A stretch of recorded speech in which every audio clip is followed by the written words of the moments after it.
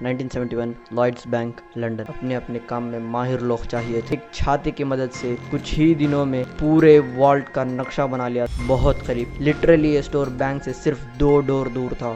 جب رابرٹ نے یہ باتیں سنی تو اسے پہلے یہ لگا کہ یہ کسی ڈرامہ کی اسکرپٹ ہوگی، لیکن جب وہ آگے سنتے جاتا ہے تو اسے پتہ لگتا ہے کہ کہیں تو چوری ہو رہی ہے۔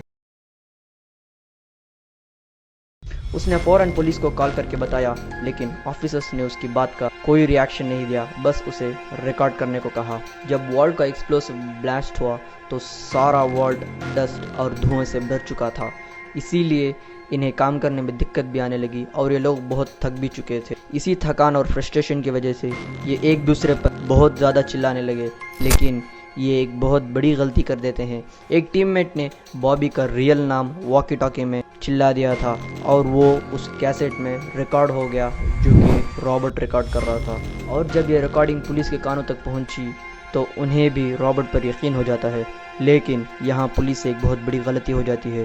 رابرٹ بتاتا ہے کہ یہ چوری جہاں اب رابرٹ ہے وہاں سے 1 میل دور کے ریڈیس پر ہو رہی ہے۔ پولیس نے اس 1 میل کے ریڈیس کو 8 میل کے ریڈیس بنا دیا تھا، اور کیا آپ کو پتا ہے کہ 8 میل کے ریڈیس میں وہاں کتنے بینکس آتے ہیں؟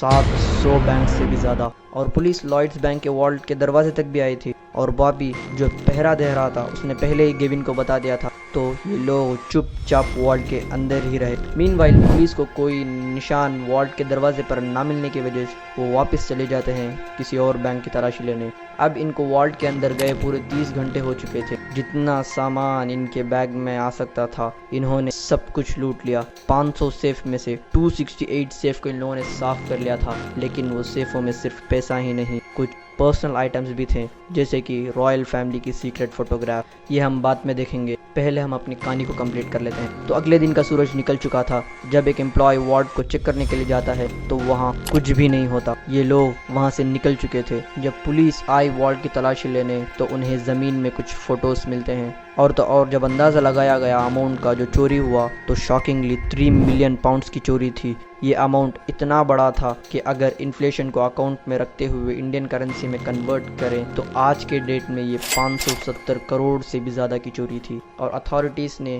جب اس کیس کے پیچھے 100 ڈیٹیکٹیوز لگائے تو انہیں پہلا نام ملتا ہے بنجامن وولفے کا، مگر بنجامن سب کچھ انکار کر دیتا ہے اور کہتا ہے میری اس چوری سے کوئی تعلق نہیں، اور نہ ہی میں ان لوگوں کو جانتا ہوں، میں نے تو صرف دکان کو رینٹ کیا اور ان کے حوالے کر دیا۔ اور اس ریزن کے سننے کے بعد پولیس نے بھی بنجامن کو چھوڑ دیا تھا، مگر 1 مہینے بعد گیون، ٹکر، سٹیفن اور وولفے کو بھی اریسٹ کر لیا تھا۔ پھر 1973 میں گیون، ٹکر، سٹیفن کو 12 سال اور وولفے کو 8 سال کی جیل ہو جاتی ہے۔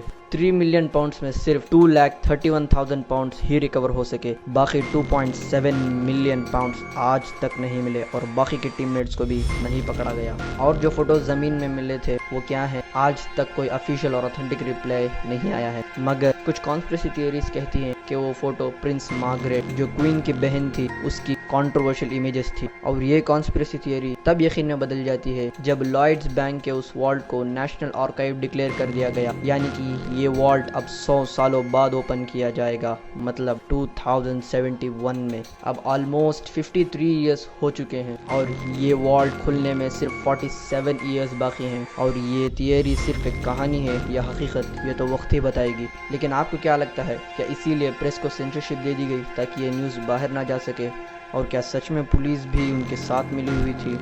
آپ مجھے کمنٹ کر بتائیں، اور اگر آپ نے پچھلی ویڈیو ہماری نہیں دیکھی تو ضرور اسے چیک آؤٹ کریں اور دیکھیں کہ کیسے ایک آدمی نے 37 مرڈرز کیے اور کسی کو پتہ بھی نہیں چلا۔ تو اس والی ویڈیو میں اتنا ہی، اگلی والی ویڈیو میں جلدی ملیں گے، تب تک کے لیے ٹیک کیئر، گڈ بائے۔